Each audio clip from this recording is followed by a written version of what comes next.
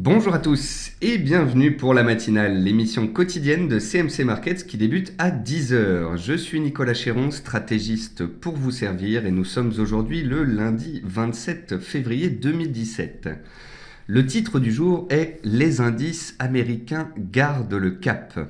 En effet, jeudi dernier, les indices américains pliaient un petit peu à l'ouverture, mais ils ont réussi à finir dans le vert.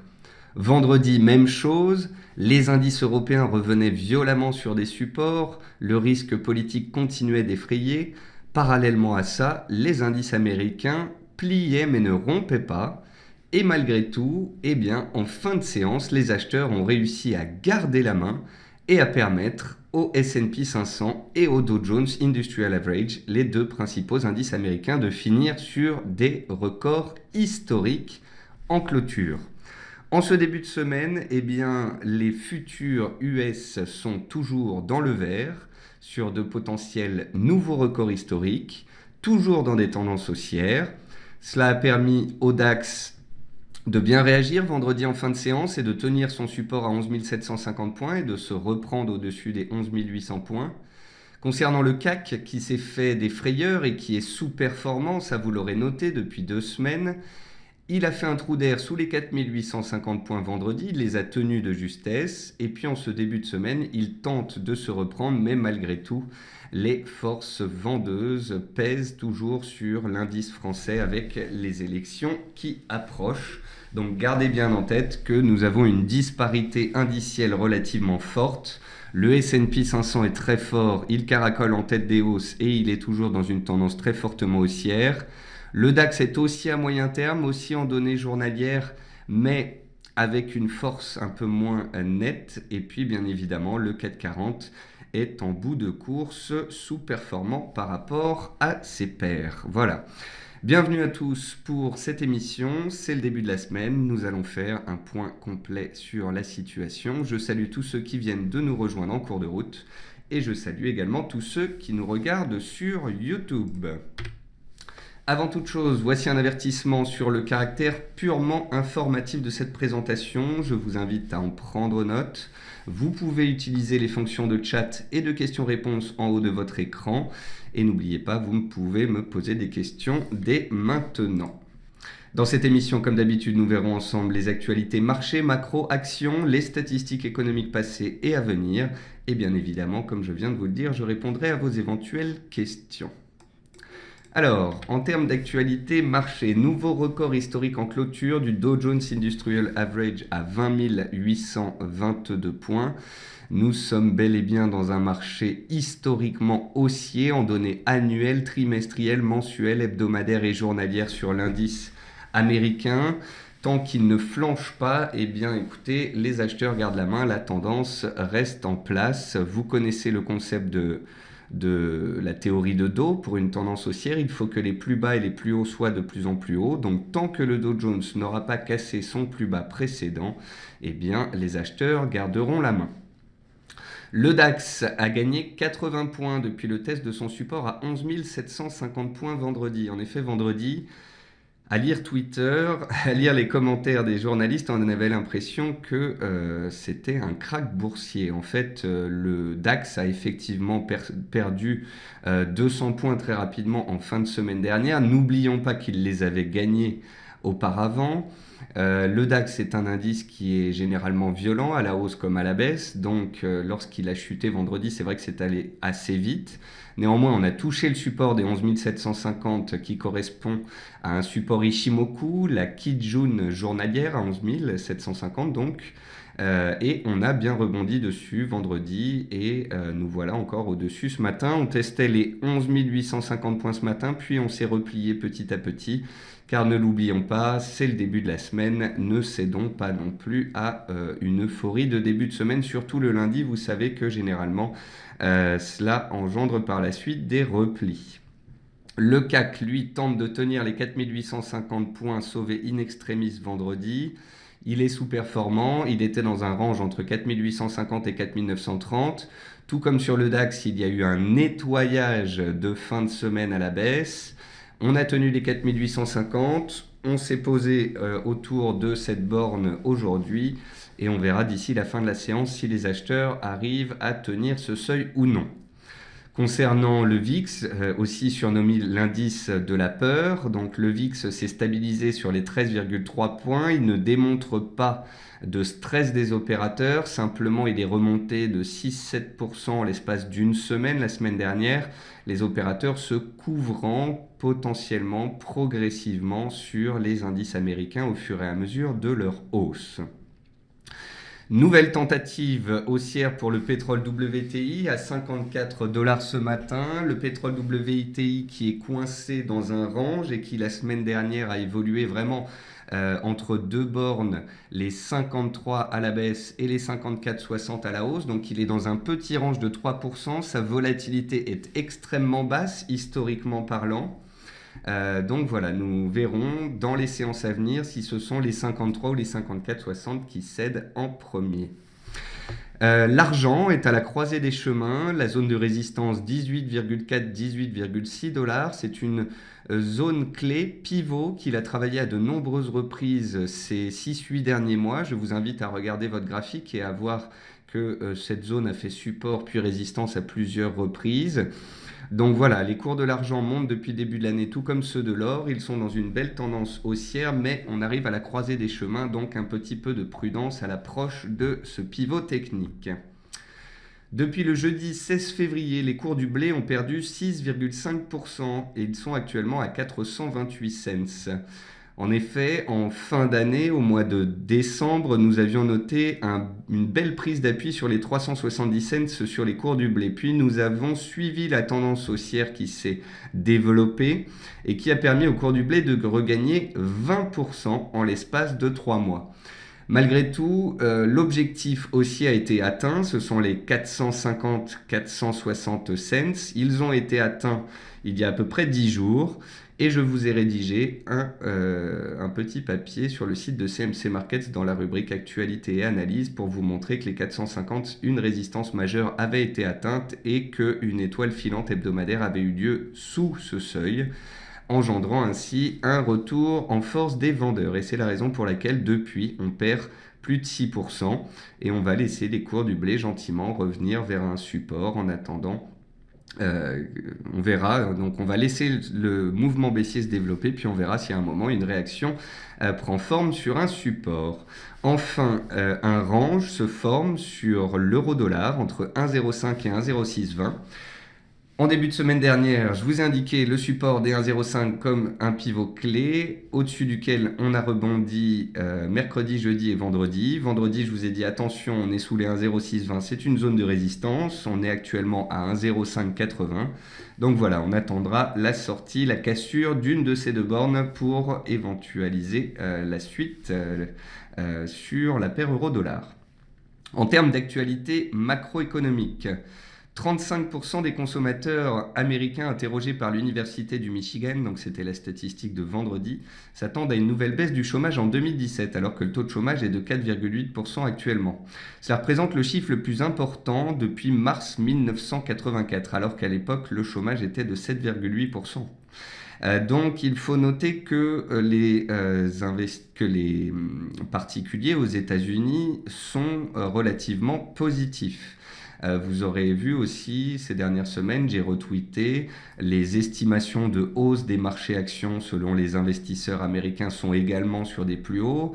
Les indices de confiance par rapport au business des petites entreprises aux États-Unis sont également au plus haut. Donc voilà, si j'ai repris cette news ici, c'est pour vous expliquer qu'effectivement, on a des consommateurs américains qui sont particulièrement haussiers, positifs pour la suite. C'est ce qui explique la poursuite de la hausse des indices américains, mais c'est ce qui doit aussi nous inviter à la prudence, car quand les particuliers sont trop positifs, eh bien, cela peut parfois démontrer qu'on est sur une vague d'euphorie. Ensuite, selon UBS, les actions françaises se traitent avec une décote sur la valeur d'actifs de 15%. La décote pourrait être de 25% en cas de réalisation d'un risque extrême, donc en cas d'une élection de Marine Le Pen aux élections, par exemple. Donc UBS nous dit que les actions françaises sont décotées. Alors ça, Ça dépend des banques, hein, ça dépend des sociétés d'analyse. Certains trouvent que le DAX suit les indices américains avec une certaine décote. Il est normal que le CAC suive le DAX avec une certaine décote. Donc pour certains, les actions françaises ne sont pas si peu chères. Pour d'autres, elles le sont, comme pour UBS. Moi, comme je vous l'ai expliqué, les marchés ont toujours raison, hein. Les indices américains sont forts parce qu'il y a de la croissance, de l'inflation, des bénéfices d'entreprises en hausse aux États-Unis. Si les actions françaises sont plus basses, sous-performantes, c'est tout simplement parce qu'il y a moins de croissance, moins d'inflation, moins de résultats d'entreprise. Donc voilà, après, chacun son analyse de la situation. Pour moi, il est légitime que les actions françaises soient décotées par rapport aux allemandes et aux américaines. En tous les cas, certains pensent qu'il pourrait y avoir un rattrapage de la France sur l'Europe, voire un rattrapage de l'Europe sur le monde. C'est en tous les cas des papiers que je lis de plus en plus ces dernières semaines, ces derniers mois. Que vous dire à ce sujet-là, si ce n'est que depuis 10 ans, j'ai par période lu de nombreux papiers sur le potentiel de rattrapage français vers l'Europe ou le potentiel de rattrapage européen vers le reste du monde, mais je ne l'ai jamais vu se réaliser car l'Europe a toujours sous-performé les États-Unis. Il y a eu de très faibles périodes où l'Europe surperformait les États-Unis. Pour vous donner un exemple, la dernière en date, c'était en 2015, lorsque la BCE a lancé son quantitative easing début 2015. Effectivement, les actions françaises et allemandes se sont envolées de plus de 30%. Sauf que 6 mois plus tard, ces 30%, elles les avaient reperdus. Donc, effectivement, les actions françaises et européennes peuvent, à de très courtes périodes, faire des rattrapages. Mais c'est pas forcément des longues périodes et c'est pas forcément pour continuer de grimper par la suite. Généralement, ça se fait avant de rechuter. Enfin, selon James Spahn, ministre délégué allemand aux finances, la Grèce ne doit pas bénéficier d'un renflouement qui impliquerait que ses créanciers acceptent de subir des pertes. Il n'est pas étonnant de la part d'un Allemand de dire qu'il ne veut pas que la Grèce soit renflouée et que les créanciers perdent de l'argent, puisque les principaux créanciers de la Grèce, ce sont l'Allemagne et la France. Côté entreprise, London Stock Exchange, le LSE, a annoncé que son projet de fusion avec Deutsche Börse ne devrait pas être approuvé par la Commission européenne, ce qui remet en question la troisième tentative de rapprochement entre les deux opérateurs boursiers, ce qui éclabousse également Euronext qui perd 4,5% ce matin. Generali perd également 4,6% ce matin après qu'Intesa ait renoncé à un rapprochement. Ensuite, en France, Sopra Steria a dévoilé un résultat net part du groupe 2016 en hausse de 78% à 150 millions d'euros et une marge opérationnelle d'activité en hausse de 22% à 300 millions d'euros. Cela ravit les investisseurs. Le titre gagnait 4% dans les premiers échanges. Et puis Technip a enregistré un bénéfice net ajusté de 637 millions d'euros en 2016 en croissance de 9% et un EBITDA de 1,24 milliard d'euros en hausse de 8%. Dans les meilleures et les moins bonnes performances du CAC 40, on retrouve dans les plus fortes hausses Nokia qui continue sa belle reprise haussière et qui enchaîne les séquences haussières depuis ces 3 dernières semaines. On a Société Générale qui se reprend de plus de 1% et quand les bancaires tirent, eh bien c'est quand même que c'est une bonne chose. Dans les baisses, on retrouve Total qui se stabilise sur support et puis Solvay qui est toujours sous le joug de prise de bénéfices après la publication de ses résultats la semaine dernière. Côté statistiques passées, les profits des entreprises en Australie sont ressortis en hausse de 20% contre des attentes à 8%. Et puis ce matin, l'inflation en Espagne ressort à 3% contre un consensus à 3,3%. Ce jour, à 11h, on notera la confiance des consommateurs en zone euro. Puis à 14h30, les commandes de biens durables aux États-Unis. À 16h, l'indice du logement Halifax aux États-Unis. Et puis des statistiques dans les antipodes en fin de soirée et dans la nuit. Voilà, donc pour conclure cette émission, c'est un début de semaine dans le calme. Les indices américains sont toujours bien orientés, mais les indices européens pâtissent d'une prime de sous-performance qui est de toute façon historique et puis qui est plus prononcée sur la France à cause du risque politique. Et cela, de toute façon, ça devrait continuer jusqu'aux élections françaises, donc jusqu'au mois de mai. Sur les actions, on a toujours donc des publications d'entreprises qui font la pluie et le beau temps. Sur les matières premières, on suivra la sortie du range entre 53 et 54,60 sur le pétrole. On verra si l'or et l'argent continuent de grimper ou si au contraire la zone des 1260 sur l'or et les 18,40-60 sur l'argent bloquent. Donc on verra ça dans les séances à venir. Et puis on suivra la sortie de range sur l'euro-dollar pour la suite. Alors Eric nous dit bonjour, en cas de correction du CAC 40, pensez-vous que quel support pourrait-on rejoindre au pire? Alors au pire du pire, Eric, on peut aller très très très très bas. Hein, parce que vous n'êtes pas sans savoir que on a des cracks boursiers tous les 8 à 10 ans, depuis 50 ans, et que ça fait 8 ans qu'on n'a pas eu de purge des indices boursiers. Donc, on peut avoir soit une consolidation de marché avant une reprise de la hausse, soit une chute forte. Partons du principe qu'on n'a pas une chute forte, mais qu'on a une consolidation de marché. Si le CAC devait glisser sous les 4850 points, son prochain support, c'est la zone des 4740 points que l'on a testé en début d'année et sur laquelle on avait rebondi. Si on devait se faire très peur et avoir vraiment une correction de marché, sous les 4750 points, on pourrait très vite rejoindre les 4600, 4640. Souvenez-vous, les 4600, 640, c'était la zone de prix qui bloquait les cours l'année dernière sur le CAC 40 toute l'année, et c'était le cours d'ouverture de l'année 2016, les fameux 4640. Donc en cas de correction, on pourrait revenir sur cette zone de prix. Si on a l'élection de Marine Le Pen aux élections, là, on peut se faire des frayeurs et revenir vers les 4200 points, voire même sur la zone travaillée l'année dernière lors du Brexit et lors du début d'année, en février 2016, quand on s'est fait très peur sur les bancaires et l'énergie, auquel cas le support vraiment de long terme, le gros support, c'est la zone des 3900, 4000 points. Voilà. JM me dit, avez-vous une date pour le retour des graphiques? En tous les cas, je sais que ça ne devrait pas tarder, j'attends mes présentations à ce sujet. Je vous tiendrai bien évidemment informé. Quant à Pascal qui me pose une question sur CGG, je vais vous dire ça tout de suite. Alors Pascal, comme d'habitude, vous me dites CGG point d'interrogation. Essayez de me dire si vous souhaitez en savoir plus sur un scénario haussier, baissier ou autre. Pour l'instant, CGG. À long terme, c'est baissier. À moyen terme, c'est baissier. En données journalières, c'est baissier. Mais c'est un titre à surveiller car il est extrêmement survendu. Donc, en cas de tentative haussière sur le pétrole, il pourrait tenter de se reprendre. On fait des plus hauts de plus en plus bas. On n'a jamais réussi à clôturer au-dessus de la MM 20 jours sur CGG Veritas depuis le début de l'année.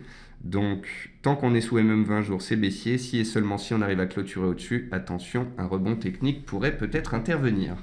Voilà, sur ce, je vous souhaite à tous un bon début de semaine, un bon appétit et je vous retrouve cet après-midi à 15h45 pour le quart d'heure US. Au revoir à tous.